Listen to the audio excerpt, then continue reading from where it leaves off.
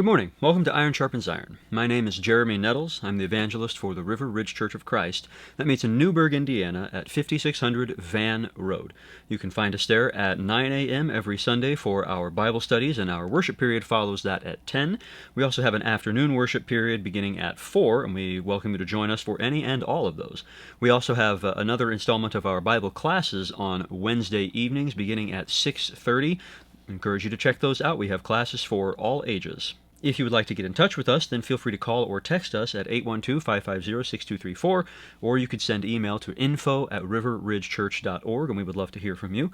You can sign up with either of those methods to receive our weekly bulletin in the mail, and there's an article in each one of those that I write every week. You can also find those articles on the website, if that's easier, riverridgechurch.org. You could also sign up to receive our correspondence course. It's just 6 lessons. They're relatively short and simple. They lead you through a number of passages in the Bible and basically just ask you what God says in them and then what that means for you and what you need to do about it. We have a radio show every Sunday afternoon at 2 p.m. on 98.5 FM and 1400 AM, and our YouTube channel is youtube.com/River Ridge Church of Christ, and I encourage you to check that out. You can find our all of our worship services and Bible studies live streamed on that channel at the times I mentioned, as well as all of the past TV programs. Once they have aired here on Fox, they go on the YouTube channel.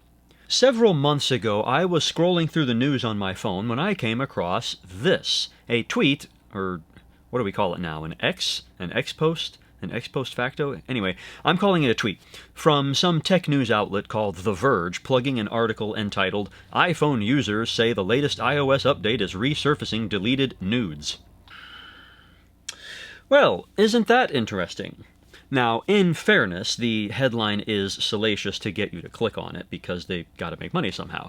In fact, while the article did catalog a number of oddities with respect to previously deleted photos reappearing, most of them were more wholesome. The gist of the story is that a small number of people were providing personal anecdotes saying that they had deleted certain pictures, sometimes even years prior, but when they updated their phones, surprise, those pictures were back.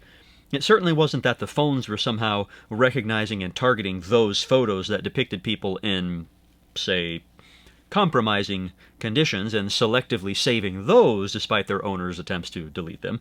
It's more that there were old deleted photos reappearing, and some of the iPhone owners had taken and subsequently deleted such compromising photos, which as a result showed up among the rest. Now, given the reliance on anecdote and the small number of reported instances, you might be inclined to just write the whole thing off as made up in the first place, or as a mistaken interpretation of a completely different phenomenon. It wouldn't be the first time that happened. But then this appeared. I took this screenshot on my own phone just a few days after this story broke. Let's read what Apple had to say, shall we? This update provides important bug fixes and addresses a rare issue where photos that experience database corruption could reappear in the Photos library even if they were deleted. First of all, this confirms it was a very real issue. It wasn't made up, it was actually happening. These photos that people took and deleted and thought they'd vanished into the abyss were still being stored in some dark corner of the internet, on some giant tech firm's servers, and reappearing, an undying and apparently unkillable testimony to the photographer's regrets. But at the same time, the update provides an explanation. Photos that experienced data corruption. See, it was nothing malicious, just a weird tech glitch. Do you believe that? Well, I do. I've experienced database corruption before, and I've seen symptoms that are not so different from those phantom photos. Now, I know almost nothing about higher-order tech and networking and web-based gobbledygook, but I know enough to shrug and say, yeah, probably that's what happened and it's no big deal. But this story highlights a bigger issue. I remember the day, now many years ago, when I saw a picture of Facebook founder and CEO Mark Zuckerberg with pieces of tape covering his laptop's webcam and microphone. Why would he do that? Well, because people hack. Now, this is not your crazy paranoid uncle, it's a tech billionaire. He recognized that there was a great financial incentive for someone to gain unauthorized access to his electronic devices and gather information. That information could be business plans or financial data or just compromising images or audio of him at his worst. rather than trusting the existing electronic safeguards, of which there are plenty, he went for a foolproof, if unsightly, physical barrier, and no longer had to worry. And as soon as I saw that picture, I realized something that has stuck with me ever since. Big Brother is watching. Now, in part, this is tied up with what is sometimes called cancel culture, the phenomenon whereby somebody, usually pretty malicious, dredges up some old mean tweets or bad jokes or something like that, and then puts them in front of the public now that the culture has moved on from those things being acceptable, and then holds that person accountable. That's the sort of bad version of it. I guess the sort of good version of it would be bringing up people's past horrible, horrible sins that, for some reason, we all just sort of agreed to not pay attention to, and then many years later we go, that was pretty bad, and we should probably deal with that, shouldn't we? But while that seems like it's a modern phenomenon, it's actually not new. Turn to Daniel chapter 6, and we will see the same thing happening 2,500 years ago. Verses 4 and 5. Then the high officials and the satraps sought to find a ground for complaint against Daniel with regard to the kingdom, but they could find no ground for complaint or any fault, because he was faithful, and no error or fault was found in him. Then these men said, "We shall not find any ground for complaint against this Daniel, unless we find it in connection with the law of his God." Well, these sycophantic little turds go to the king, and by means of flattery get him to issue a decree that stipulates nobody is allowed to make any prayer or petition to anybody except for the king himself for a period of 30 days, subtly hinting that the king himself is divine. Verse 10.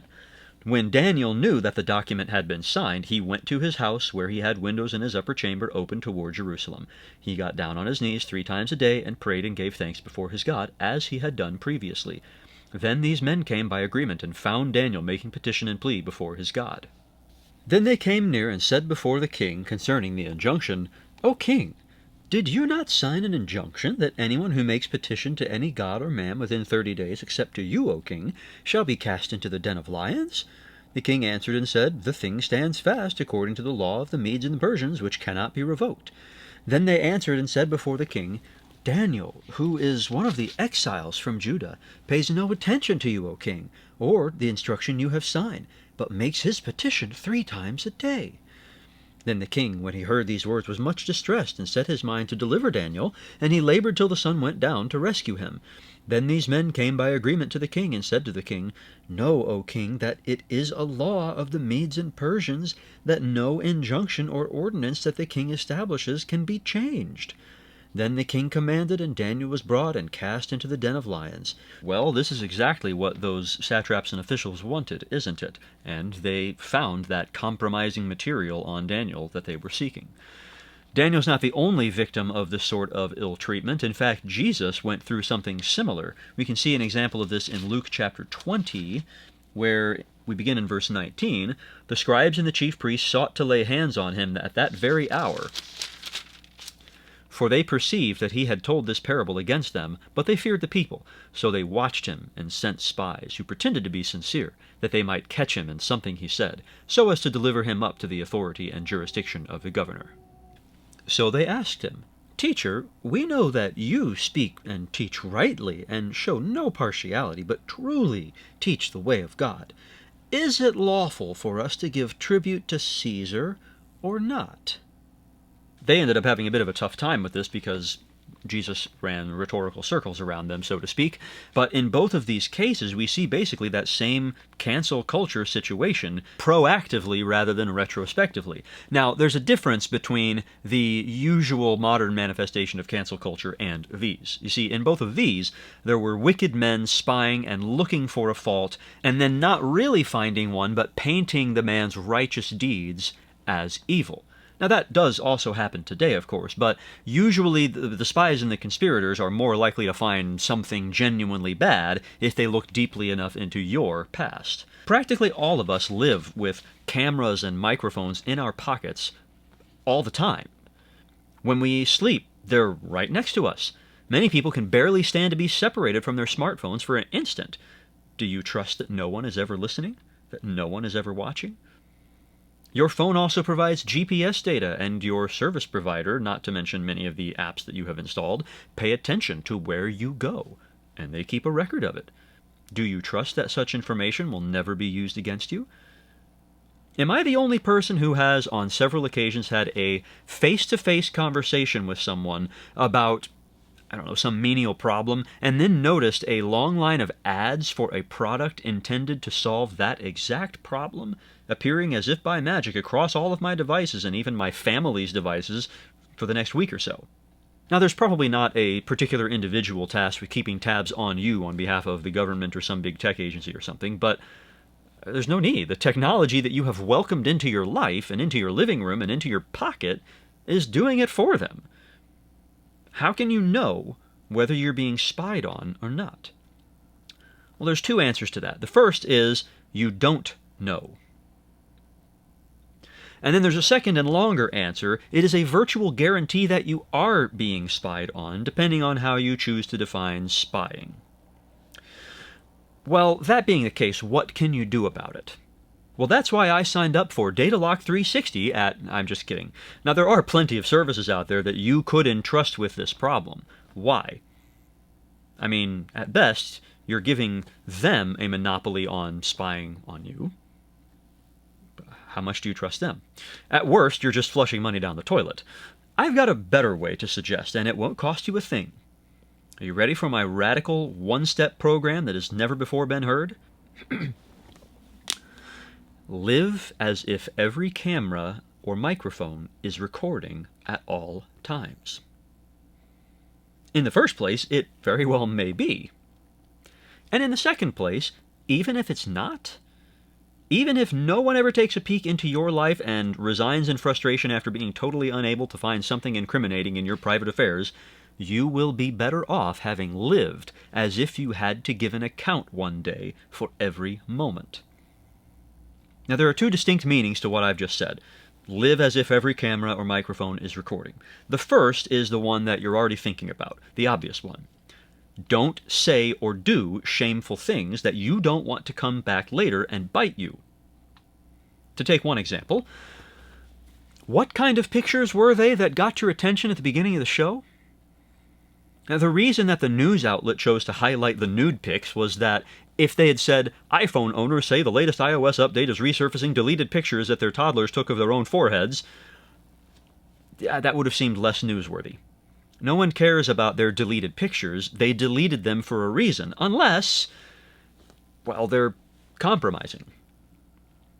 What good reason could you possibly have for deliberately creating a tool whose purpose is to shame you later? Or worse, to shame someone you love? Why? Why give someone the tools to hurt you? What's the benefit? Is it actually a benefit, or is it just some immoral, selfish gratification?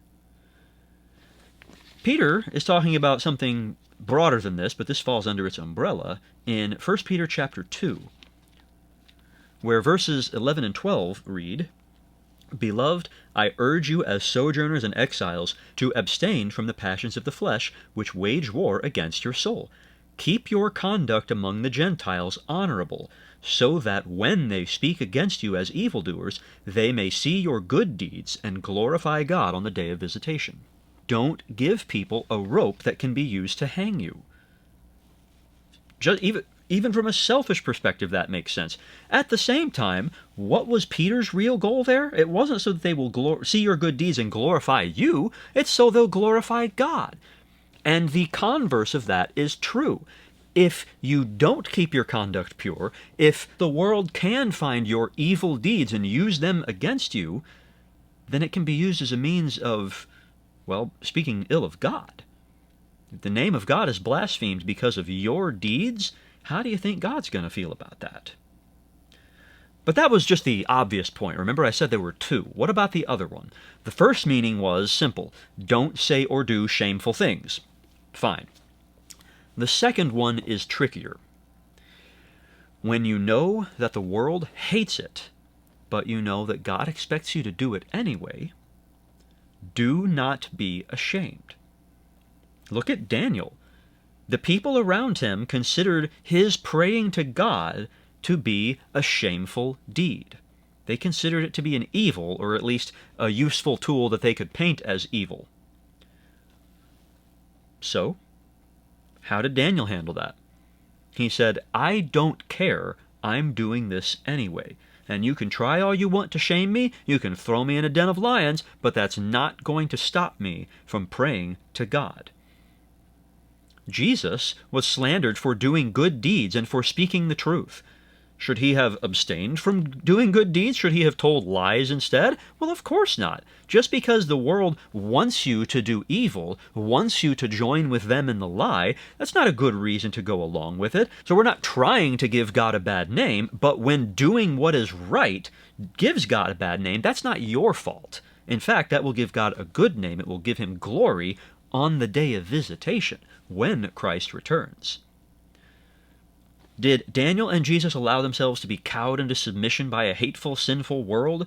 They did the opposite. They defied the world. They rebelled against the world and gave their submission to God instead. Peter said to keep your conduct in the world pure, so that they will have no leg to stand on when they make an accusation. Later in the same letter, he said in chapter 3, beginning in verse 13, Now who is there to harm you if you are zealous for what is good? But even if you should suffer for righteousness' sake, you will be blessed. Have no fear of them, nor be troubled, but in your hearts honor Christ the Lord as holy, always being prepared to make a defense to anyone who asks you for a reason for the hope that is in you. Yet do it with gentleness and respect, having a good conscience, so that, when you are slandered, those who revile your good behavior in Christ may be put to shame. For it is better to suffer for doing good, if that should be God's will, than for doing evil. Once again, sometimes the world is going to paint your righteous deeds as evil ones. Sometimes they're going to slander you for it. But you know what? A day is going to come when they recognize the error of their ways, and they will be put to shame over it. Don't be ashamed of doing what is right. Now, that doesn't generally mean seeking out those who disapprove of what God has commanded and then rubbing their noses in it and challenging them to call you out on it. That's not gentleness and respect, is it?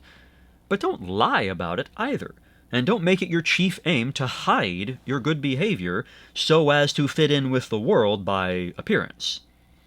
Where's the world headed? Do you want to be along for the ride when it gets there? No, if you are interested in spending eternity with God, then you're going to stand out from the world. In James 4:4 we read, You adulterous people, do you not know that friendship with the world is enmity with God? Therefore whoever wishes to be a friend of the world makes himself an enemy of God.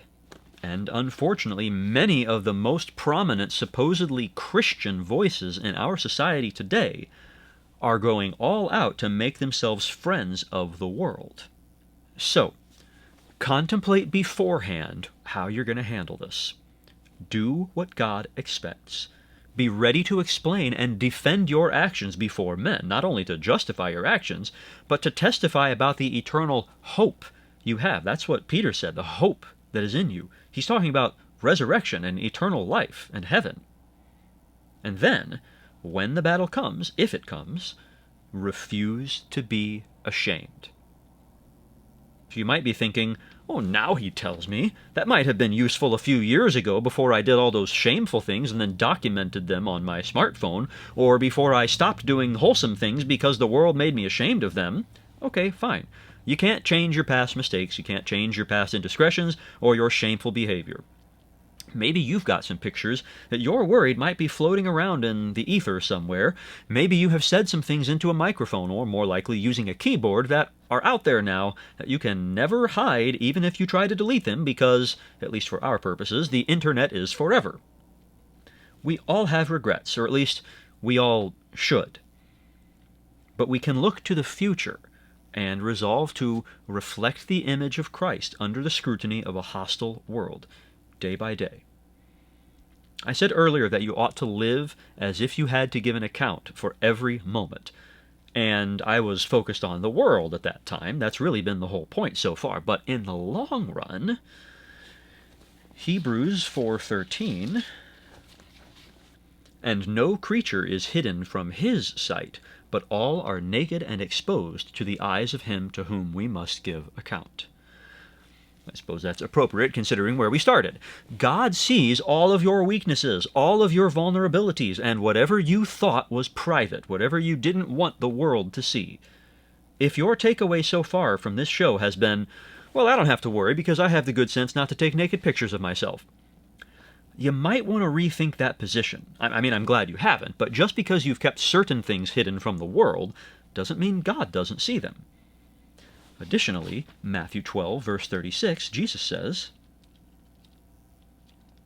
I tell you, on the day of judgment, people will give account for every careless word they speak. Now, when someone falls afoul of the cancel mob, they very often make a sort of standardized cringing apology, and there's a couple of different forms that I've noticed this takes. One is to say, it was not my intent to cause any harm, but I see that it has, and so I'm sorry if you were offended. Translation, I'm not sorry for what I did or said, but I'm sorry that you couldn't handle it. This is a non-apology, obviously. It's intended to try to salvage one's reputation and move on while appearing to be apologetic without actually having to humble oneself. But that's not the one I'm concerned with. The other form that these non-apologies very often take is to say, I don't remember, for example, saying these things, but they do not reflect who I am. I've even seen it taken one step farther, which is to say, my account was hacked, which is an even worse attempt to salvage one's reputation and distance oneself from, past comments or whatever. When people say that, this old, mean joke or something that I said doesn't reflect who I am, well, actually it does. Back up to verse 34. You brood of vipers, how can you speak good when you are evil? For out of the abundance of the heart the mouth speaks. The good person out of his good treasure brings forth good, and the evil person out of his evil treasure brings forth evil. So, you might want to hang on to your self-appointed label of being a good person, but these horrible things that you have said, if they are horrible, they clearly came from somewhere. So... But we still haven't even gotten to my main point here, which was the I don't remember saying this, or my account was hacked even. Now, there are probably a lot of cases in which that is just a pathetic lie. Maybe there are a handful, 2 or 3 cases where this actually happened. I can't remember specifics, but it seems to me that I might have seen evidence of one instance in which somebody's account was hacked, and the hackers just put horrible things in there trying to damage this person. Whatever. The vast majority of instances, though, all of the rest of them, are people who, I believe, sincerely can't remember saying these things, and can't believe that they ever would have said such things. And yet they did. And they find out that the world will hold them accountable for their careless words. If even the world does that, don't you think God will too? And finally, back in chapter 6, verse 3, But when you give to the needy, do not let your left hand know what your right hand is doing, so that your giving may be in secret, and your Father who sees in secret will reward you. Verse 6, he said, But when you pray, go into your room and shut the door, and pray to your Father who is in secret, and your Father who sees in secret will reward you. Verse 17, But when you fast, anoint your head and wash your face, that your fasting may not be seen by others, but by your Father who is in secret, and your Father who sees in secret will reward you. This is not a threat that God is watching. It's a promise of reward for your good behavior, even the good behavior that no one else in this world sees.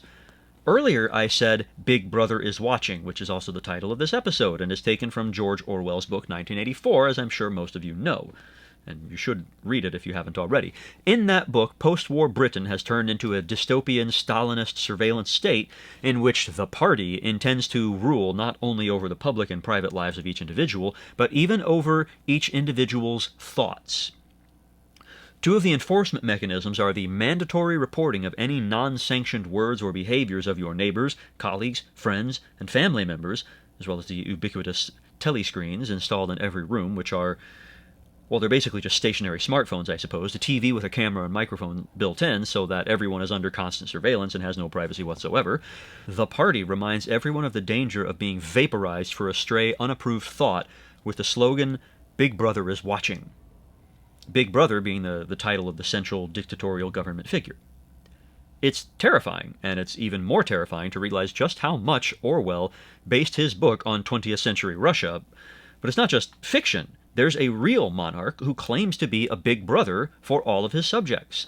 In Romans chapter 8, verse 29, Paul writes, "For those whom he foreknew he also predestined to be conformed to the image of his Son, in order that he might be the firstborn among many brothers."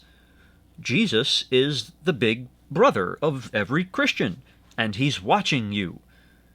Yet, while he is awe-inspiring, he's not horrifying, or at least he's not trying to be. That's because the problem isn't that someone is watching. There's no avoiding that. There's always someone watching. The problem also isn't that someone much more powerful than you is watching. The question is, what are the watcher's intentions? The epithet Big Brother was chosen in 1984 for a reason. It's fitting that a big brother looks out for the younger siblings. That's wonderful. It conveys a sense of love. The trouble comes when the big brother decides to use his greater strength and wisdom to please himself at the expense of his little brothers and sisters. Well, what about Jesus? He's always watching over you for your own good. So don't disappoint him. Trust him to protect you from this world. And if you're not yet his little brother or little sister, for a limited time only, his father is accepting applications for adoption into the family. Don't be left out. Don't ignore the offer.